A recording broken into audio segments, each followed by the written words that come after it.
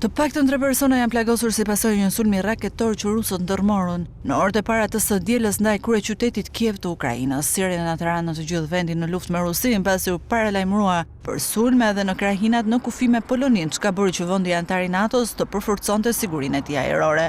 Sulmi ajror ndaj Kievit u ndërmor pasi një tjetër sulm ajror ndaj qytetës ku ka lindur presidenti i Ukrainës Volodymyr Zelensky ju mori jetën të paktën 18 personave, përfshi edhe 9 fëmijë. Zelensky ndërkohë shprehu zhgënjim për mesazhin e publikuar nga ambasada amerikane në Kiev në lidhje me sulmin. Presidenti i Ukrainës vuri në dukjes, ndërsa dënoi sulmin, mesazhi i ambasadës nuk i referoi as pak Rusisë. Për fat të keq, përgjigjja e ambasadës amerikane është zhgënjuese. Një vend kaq i fortë me një reagim kaq të dobët kanë frikë edhe të përmendin fjalën rus kur flasin për sulmin raketor që vrau fëmijë, theksoi Zelensky. Ambasadorja amerikane në Ukrainë Bridget Brink shkruajti në një postim në platformën X se ishte tmerruar nga sulmi me raketa balistike që shënjestroi një kënd lojrash dhe një restorant në Kribër i Ri.